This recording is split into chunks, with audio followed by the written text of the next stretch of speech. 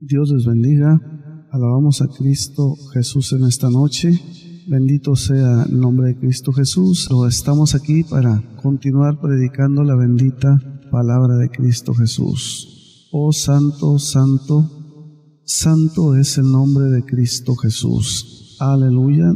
Dios les bendiga a todos nuestros hermanos, todas nuestras hermanas, todo el pueblo de Dios, consiervos que están escuchando en esta noche Radio Sana Doctrina. Pero le damos gracias a Dios porque ya estamos nuevamente al aire.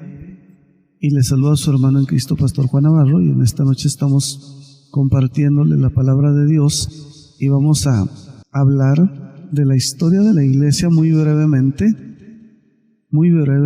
Solamente queremos hacer un resumen. Y les decía que los apóstoles y las congregaciones del siglo I tuvieron algo que nosotros no tuvimos, que es revelación, porque en esa época del primer siglo fue cuando se revelaron. Dios entregó los 27 libros del Nuevo Testamento. Hubo mucha revelación en aquella época y nosotros hoy en el siglo XXI no tenemos revelación. Ellos tuvieron algo que nosotros no tenemos hoy, pero nosotros tenemos algo que también muchos hermanos apóstoles y congregaciones del primer siglo no tuvieron.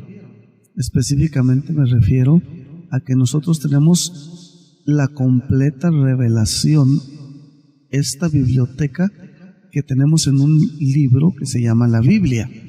66 libros revelados que provienen de Dios, donde se encuentra toda la revelación completa de Dios. Y muchos apóstoles del primer siglo y congregaciones pues tuvieron solamente algunas cartas, no los tuvieron todos. En ese sentido nosotros tenemos algo que ellos no tuvieron. Nosotros tenemos, reitero, toda la revelación completa de Dios, los 39 libros del Antiguo Testamento y los 27 libros del Nuevo Testamento, que son nuestra regla de fe y de conducta.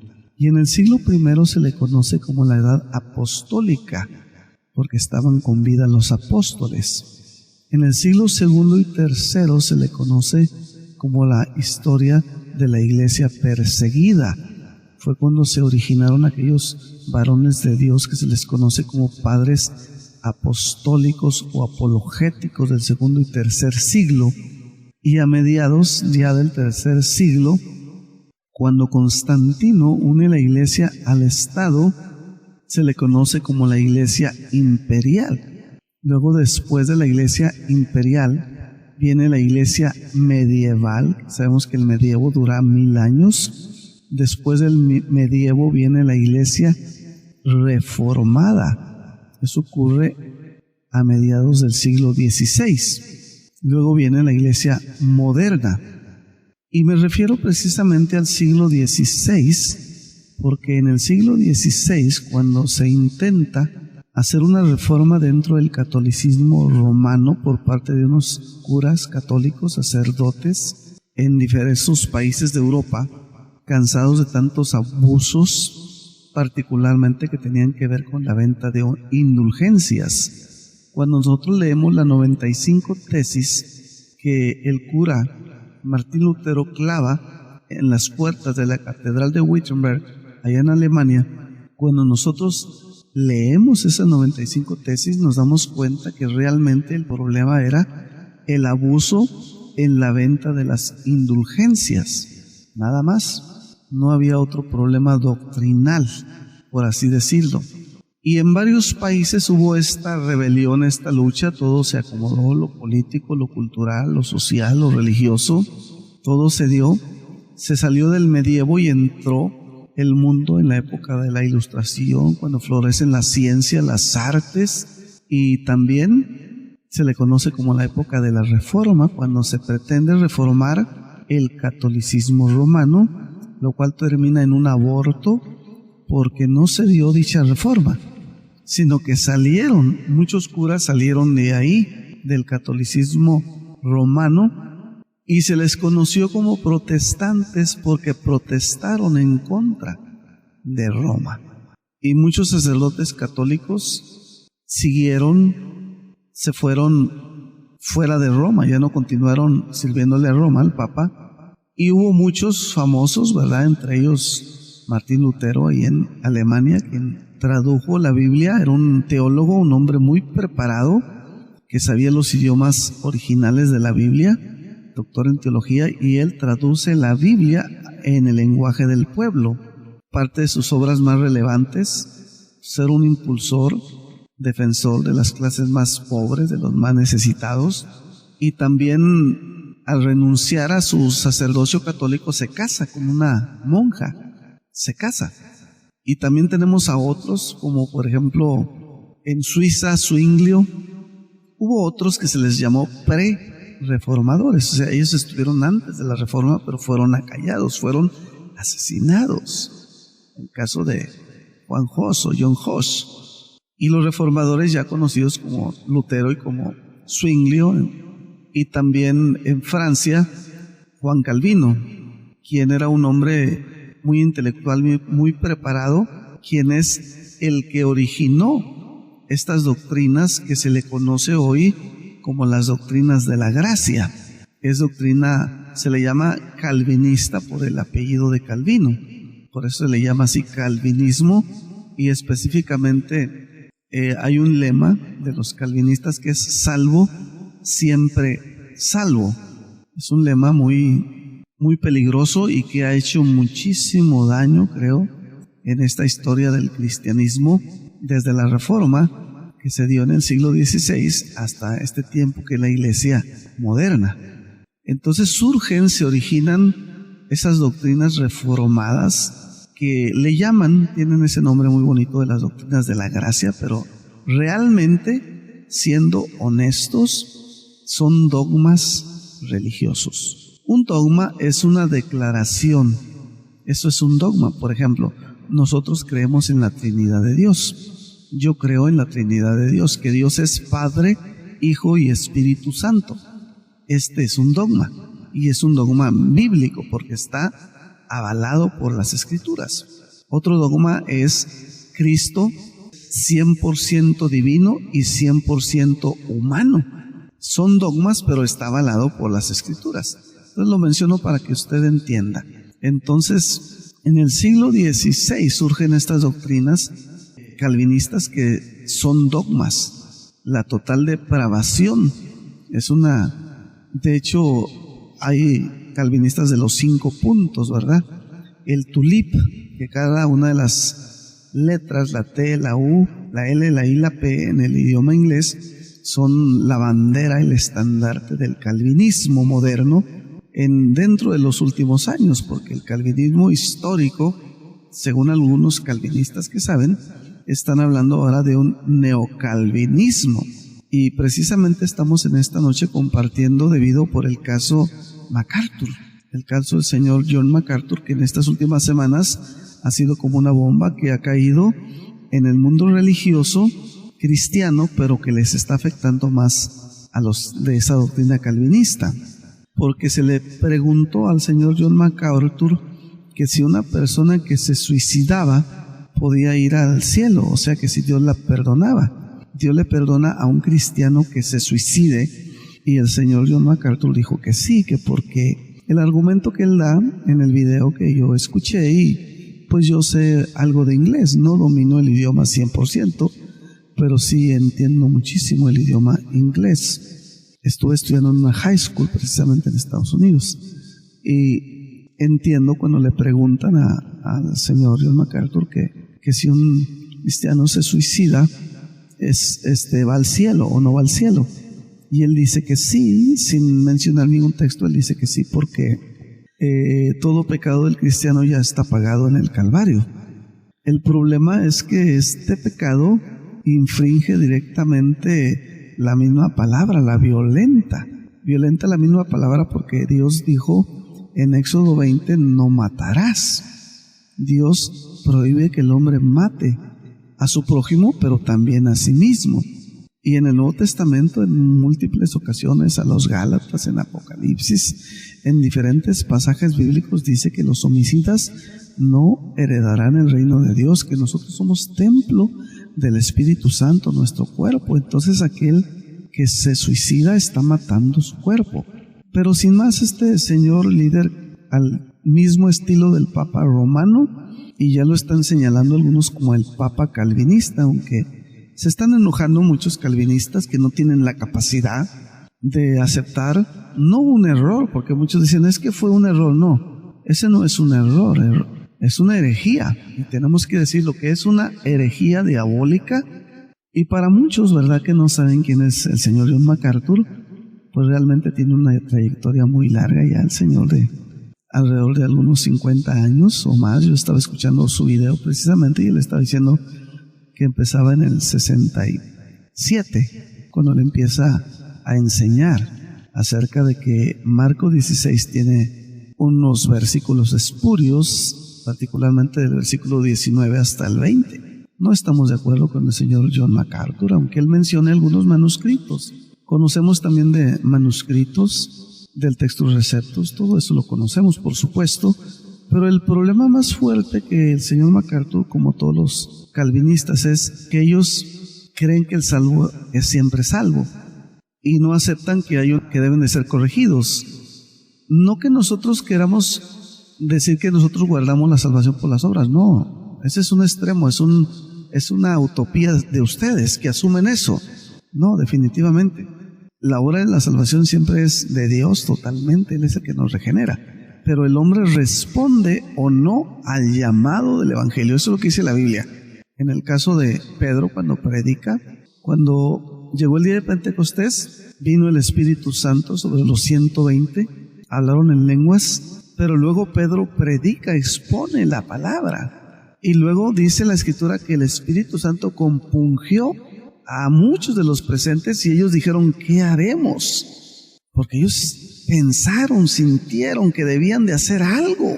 Después de ver las maravillas de Dios, escucharlas a través de los dones de lenguas y después de escuchar la predicación y la exposición de Pedro de que Cristo era su Mesías. Y Pedro le responde, arrepiéntanse, les hace un llamado al arrepentimiento.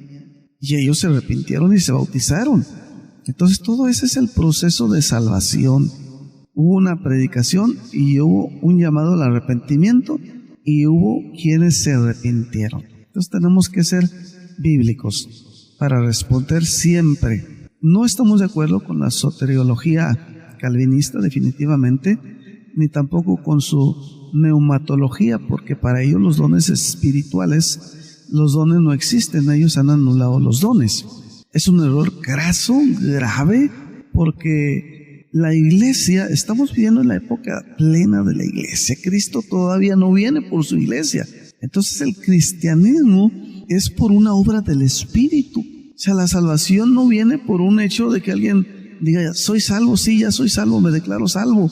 O porque alguien le diga, eres salvo, siempre salvo. No, tiene que ser el Espíritu Santo el que hace una obra de regeneración adentro del pecador, cuando éste oye el Evangelio, se le predica y cuando se arrepiente. Es un milagro, una maravilla lo que el Espíritu Santo hace en el interior de la persona y lo trae a una nueva vida. Y este caminar cristiano es porque hemos sido sellados por el Espíritu Santo. Y nuestra vida cristiana que se nos demanda es a través de los dones espirituales. En Efesios 4 tenemos una iglesia que es un organismo viviente, pero somos vivificados a través del Espíritu y de los dones espirituales en acción. De esa manera la iglesia vive y seguirá viva hasta que Cristo venga, hasta que el Señor nos arrebate y nos lleve hacia el cielo, pero por los dones del Espíritu Santo. Entonces, la palabra es nuestra base de fe y de conducta, de doctrina. Entonces, ¿qué dice la Biblia respecto del suicidio? Ahorita estos señores traen un problema muy grande, los calvinistas, y muchos están defendiendo, dando patadas de ahogado, acusando a los protestantes wesleyanos, así le están diciendo, hijos de Wiley, hijos de Roma, de llenas.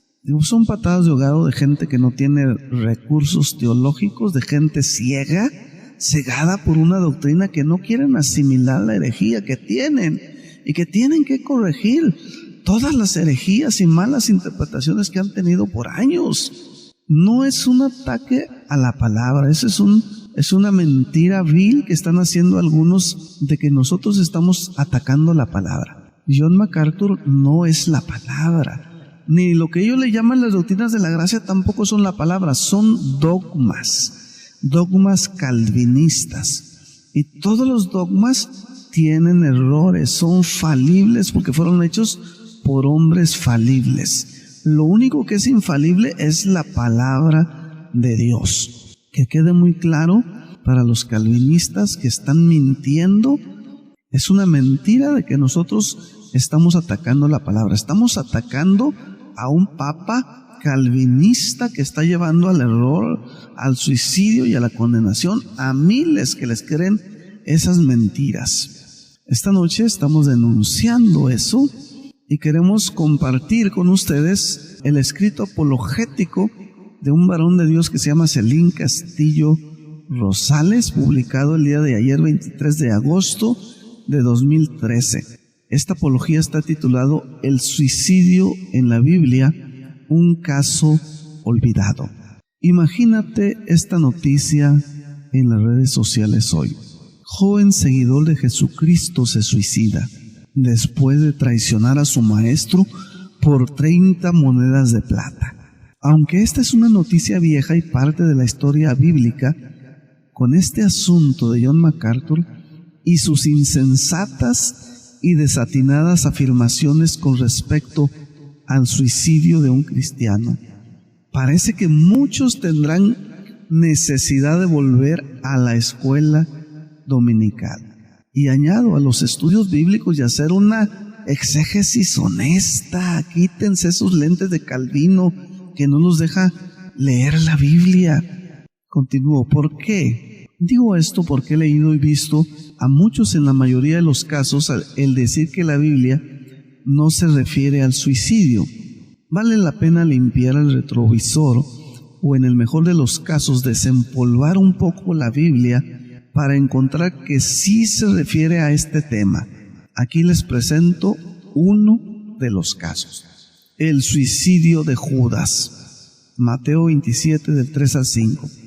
Entonces Judas, el que había entregado viendo que era condenado, devolvió arrepentido las 30 piezas de plata a los principales sacerdotes y a los ancianos, diciendo: yo he pecado, entregando sangre inocente. Mas ellos dijeron: ¿qué nos importa a nosotros? Allá tú.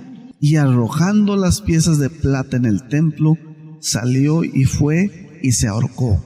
No necesitamos entrar en detalle, ya que la historia ha sido enseñada, dibujada, pintada, exhibida en dibujos animados, en películas, quizá muy pronto en tercera dimensión.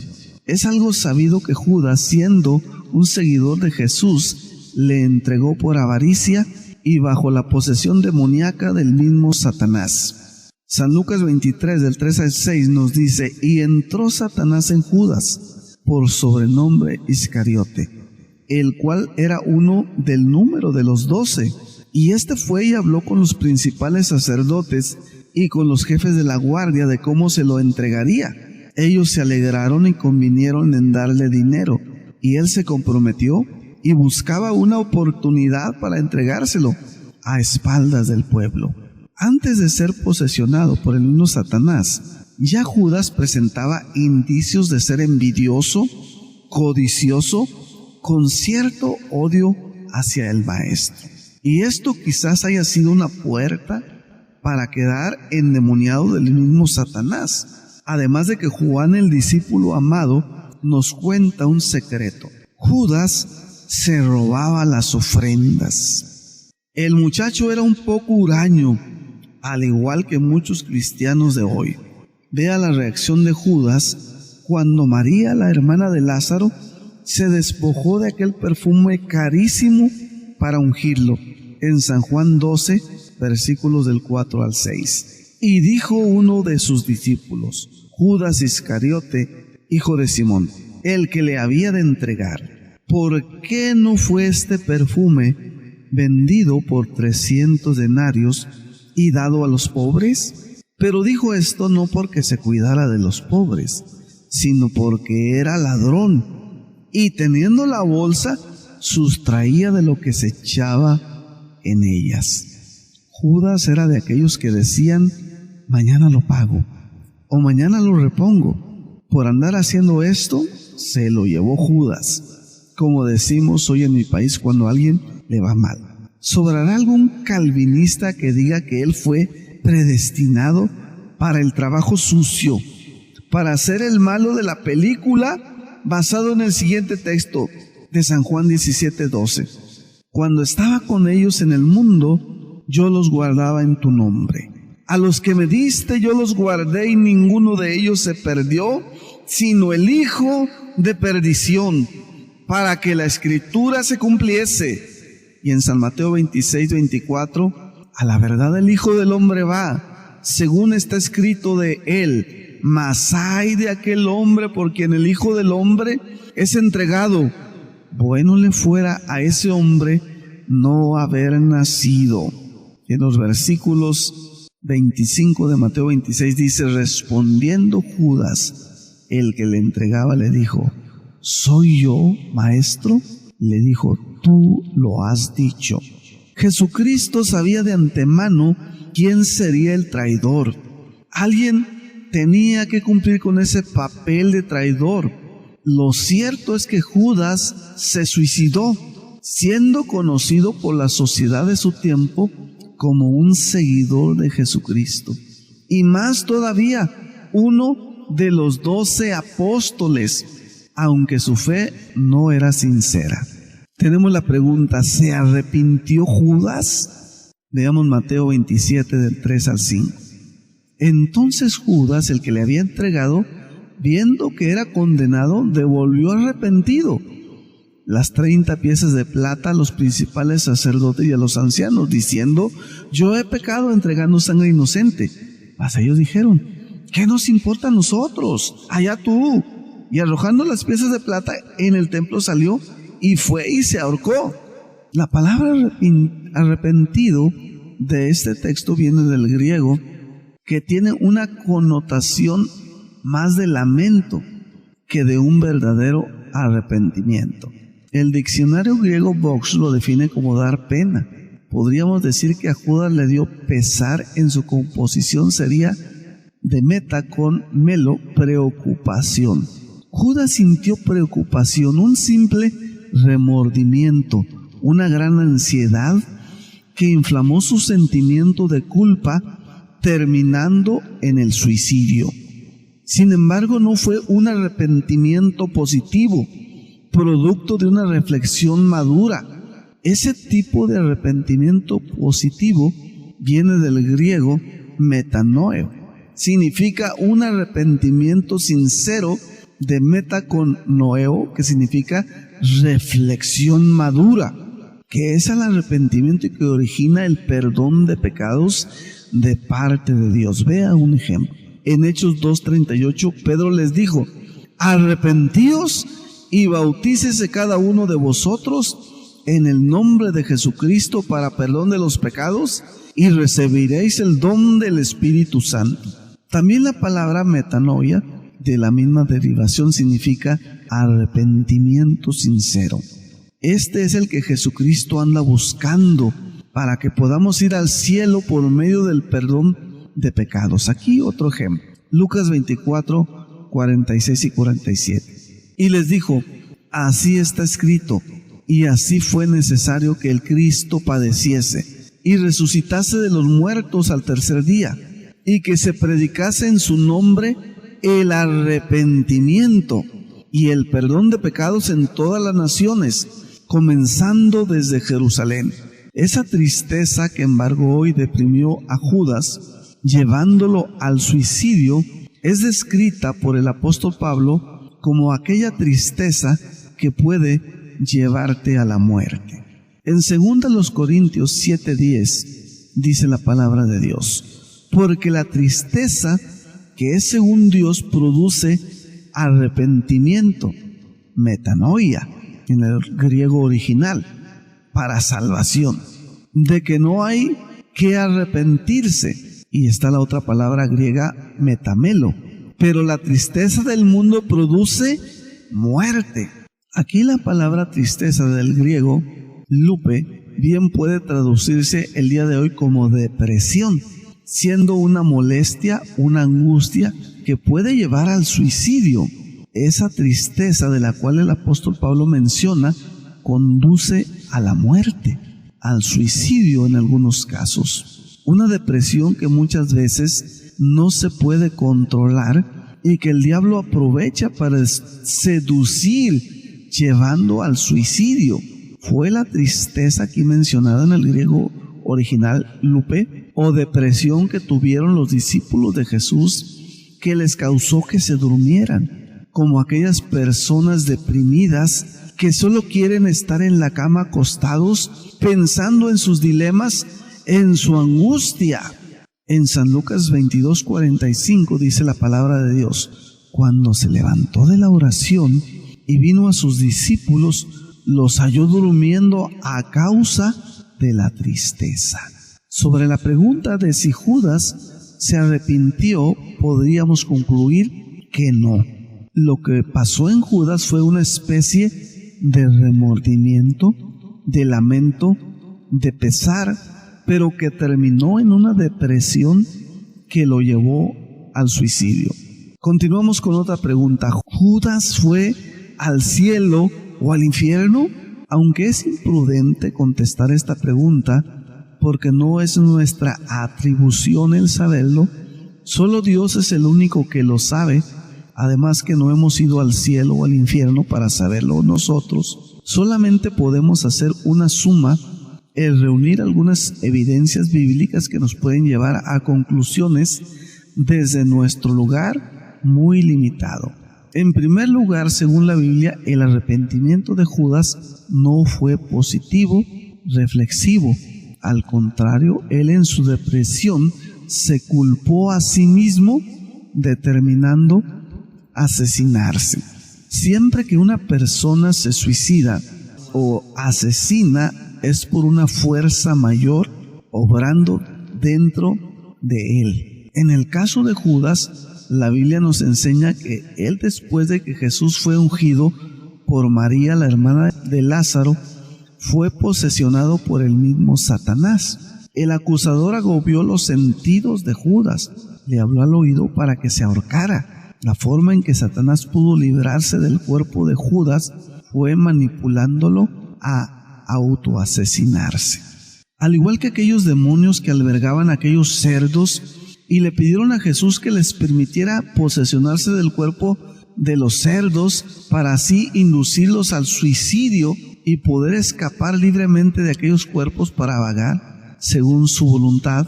San Mateo 8:31 al 32. Y los demonios le rogaron diciendo: si nos echas fuera, permítanos ir a aquel hato de cerdos. Él les dijo: id.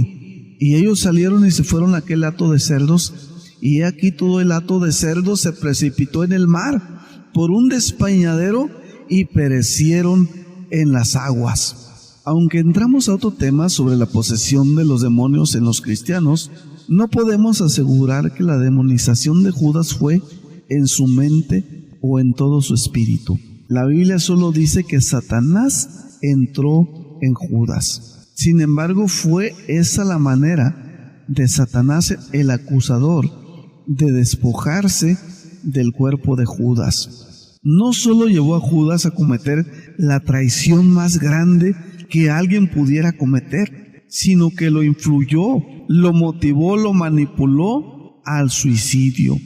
Si un cristiano se suicida, asesina al templo del Espíritu Santo, según 1 Corintios 3, versículos 16 y 17, dice la bendita palabra de Dios: ¿no sabéis que sois templo de Dios y que el Espíritu de Dios mora en vosotros? Si alguno destruyere el templo de Dios, Dios le destruirá a él, porque el templo de Dios, el cual sois vosotros, santo es. Esta es una evidencia más que pudiera enseñarnos el destino final de Judas y de todos aquellos que deciden escuchar la voz del acusador, tomando la elección cobarde del suicidio. La sentencia para aquellos que destruyen el templo de Dios dentro del creyente es que Dios también le destruirá. Los cobardes y homicidas no heredarán el reino de los cielos. Apocalipsis 21:8. Dice la palabra de Dios en Apocalipsis 21:8. Pero los cobardes e incrédulos, los abominables y homicidas, los fornicarios y hechiceros, los idólatras y todos los mentirosos tendrán su parte en el lago que arde con fuego y azufre, que es la muerte segunda. Otra evidencia que nos puede enseñar sobre el paradero actual y futuro de Judas es este texto que claramente afirma que los cobardes y homicidas irán al lago de fuego y azufre. Experimentarán la muerte segunda. Si entendemos el suicidio como un acto cobarde y un autoasesinato, podemos pensar que Judas no fue al cielo. Todo lo contrario. Hijo de perdición. San Juan 17:12. Cuando estaba con ellos en el mundo, yo los guardaba en tu nombre. A los que me diste yo los guardé, y ninguno de ellos se perdió, sino el hijo de perdición, para que la escritura se cumpliese. Otra evidencia sobre el destino de Judas podemos encontrarla en ciertos comentarios que Jesús hace con respecto a Judas el Iscariote. Jesús lo llama el hijo de perdición, mismo calificativo que usó el apóstol Pablo para referirse al anticristo que vendría al final de los tiempos. Lo dice en su carta a los tesalonicenses, en su segunda carta, capítulo 2, del versículo 2 al 4. Que no os dejéis mover fácilmente de vuestro modo de pensar, ni os conturbéis, ni por espíritu, ni por palabra, ni por carta como si fuera nuestra, en el sentido de que el día del Señor está cerca.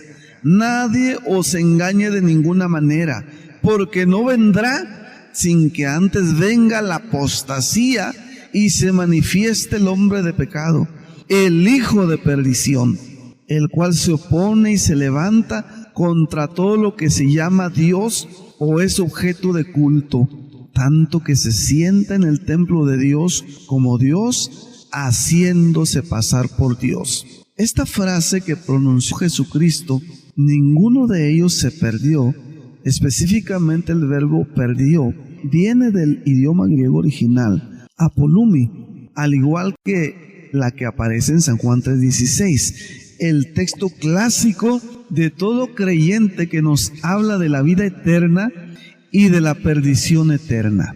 Porque de tal manera amó Dios al mundo, que ha dado a su Hijo unigénito, para que todo aquel que en él cree no se pierda, mas tenga vida eterna. Está claro que Juan habla de la perdición eterna, del sufrimiento eterno, esto como paralelo a la vida eterna del creyente. Con esto podríamos definir que el hijo de perdición podría referirse a aquel que en la eternidad no gozaría la vida eterna, sino que su alma se perdería por la eternidad. Mejor no hubiera nacido. El nombre Judas era muy común en la época que vivió Jesucristo, pero al parecer luego de la traición de Judas, este nombre llegó a ser abominable. Hoy en día, pero ni de en broma se le pondría dicho nombre, pero ni al perro de la casa. La traición de Judas implicó un señalamiento de parte de todas las futuras generaciones. Seguramente Dios, en su omnisciencia, sabía qué tipo de hombre iba a ser Judas, y fue el que él eligió para cumplir su palabra. Esto no porque Dios sea injusto, sino que él conoce nuestro pasado presente y futuro. Él sabía de un discípulo incrédulo, envidioso, avaro, codicioso, y Dios se valió de él y de su maldad para cumplir la Escritura. San Mateo 26, 24 al 25. Cristo dijo: a la verdad el Hijo del Hombre va según está escrito de él, mas ay de aquel hombre por quien el Hijo del Hombre es entregado. Bueno le fuera a ese hombre no haber nacido. Entonces respondió Judas, el que le entregaba: ¿soy yo, maestro? Le dijo: tú lo has dicho. La muerte de Judas. No existe ninguna contradicción entre los textos de Mateo y el de Lucas, que escribió el libro de los Hechos. Mientras Mateo nos revela que Judas murió ahorcándose, en el libro de los Hechos se nos explica que al estar colgado, Judas, luego de ahorcarse, a los días de muerto se reventó y por ello todas sus entrañas fueron derramadas. San Mateo 27:5. Y arrojando las piezas de plata en el templo, salió y fue y se ahorcó. Hechos 1:18. Este pues adquirió un campo con el salario de su iniquidad y colgándose reventó por medio y todas sus entrañas se derramaron. Cristianos que se suicidan. Conocí en lo personal un caso de una hermana en Cristo que decidió por el suicidio como salida a un problema.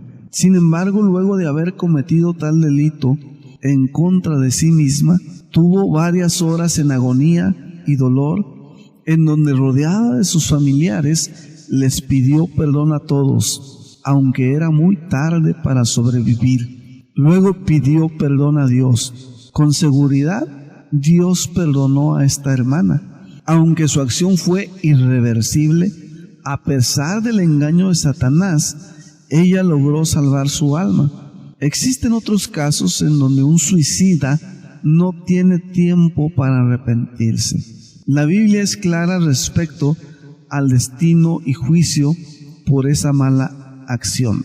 El arrepentimiento es la vía para llegar al cielo. La Biblia lo dice en 1 de Juan 2:1. Hijitos míos, estas cosas os escribo para que no pequéis. Y si alguno hubiere pecado, abogado tenemos para con el Padre, a Jesucristo el justo. En resumen, número 1, el arrepentimiento de Judas fue más un pesar, una aflicción, un estado de ánimo negativo que lo llevó al suicidio.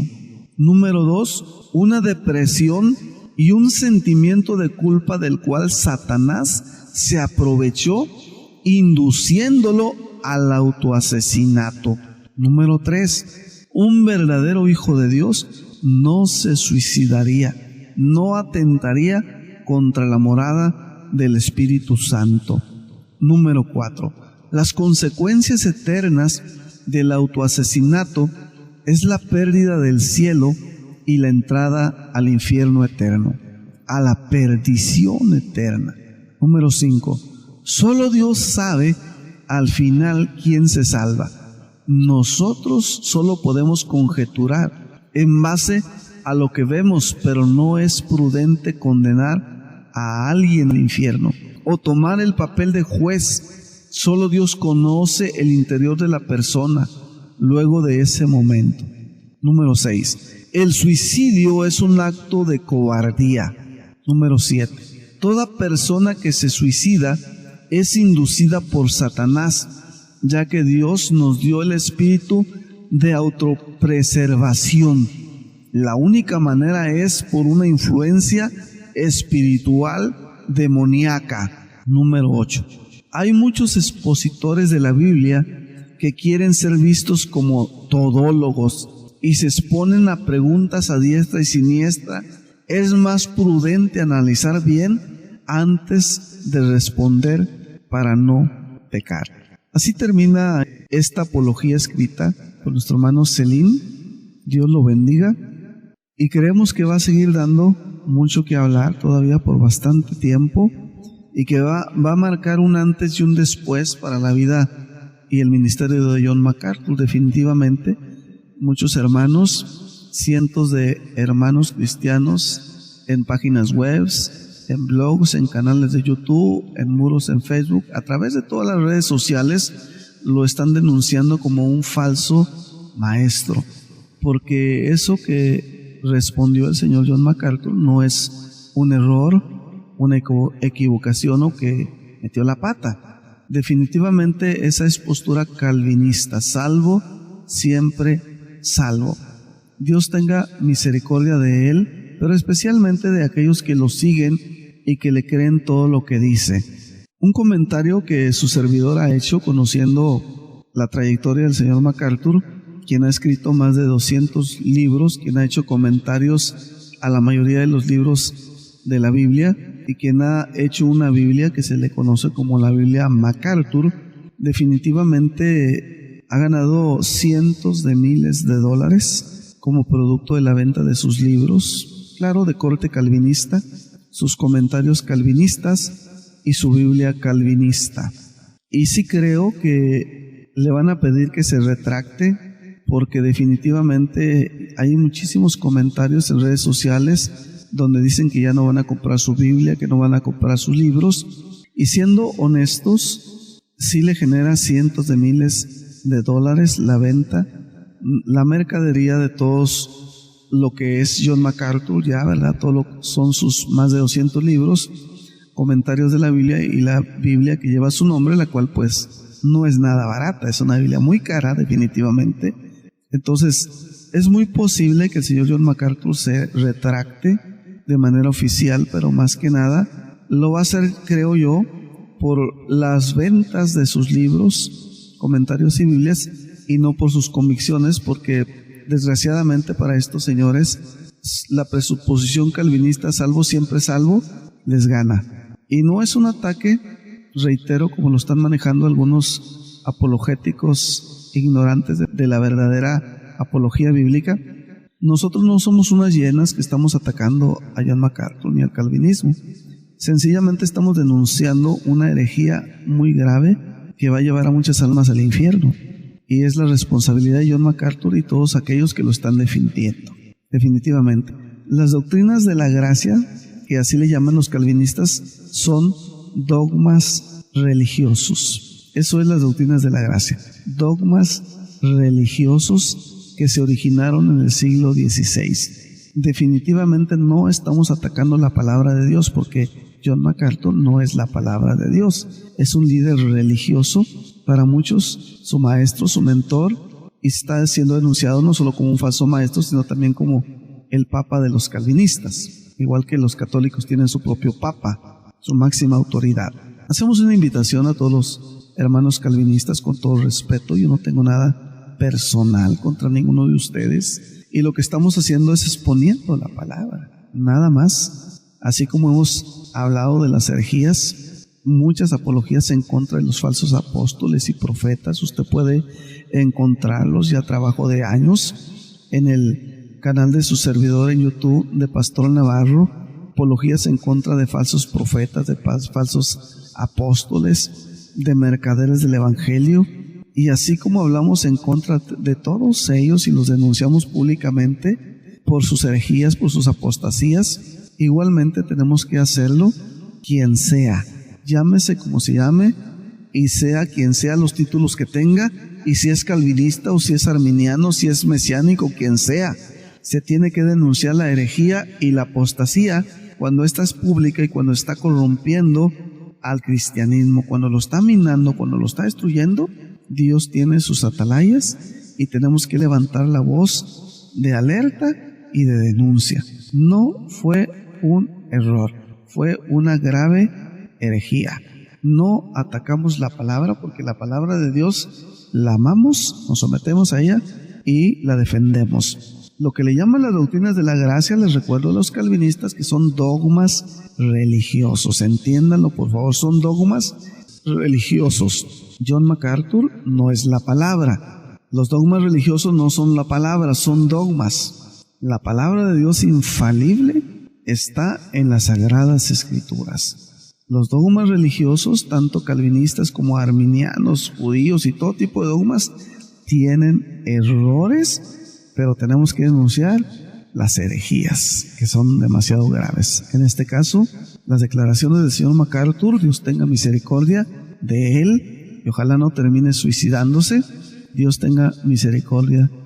Amo mucho a algunos hermanos que he conocido que son calvinistas, los he tratado personalmente, hemos llevado muy buena relación con algunos de ellos.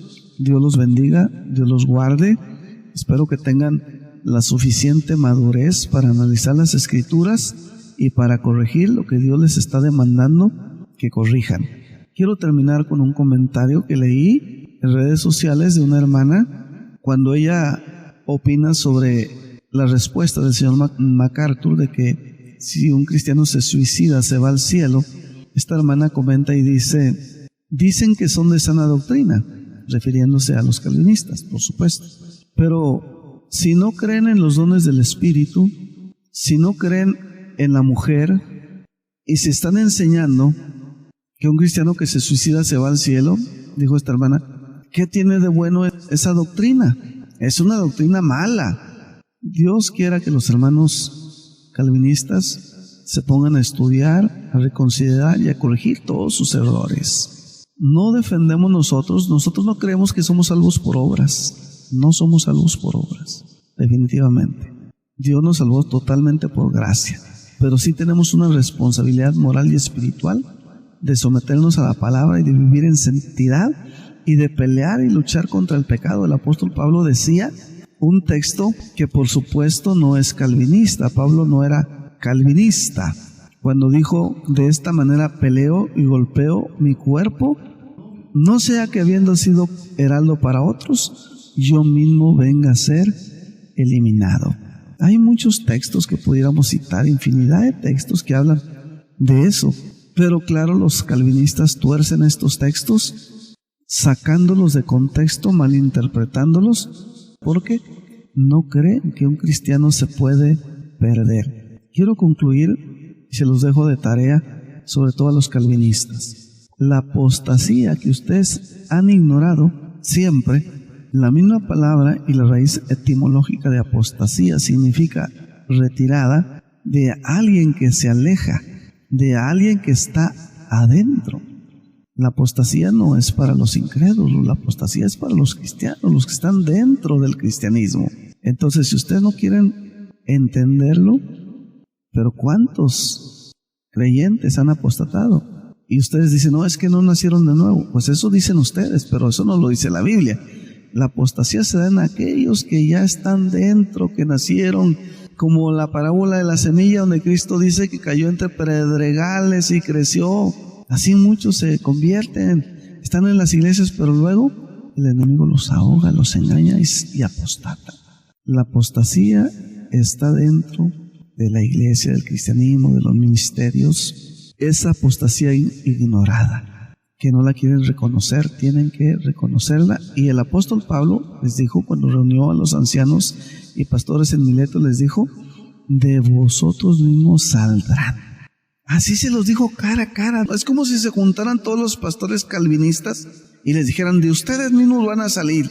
Y empezaron a decir ahí: John MacArthur seré yo, o Lawson seré yo, o Núñez acaso seré yo, o Miguel Rosell acaso seré yo el que voy a apostatar.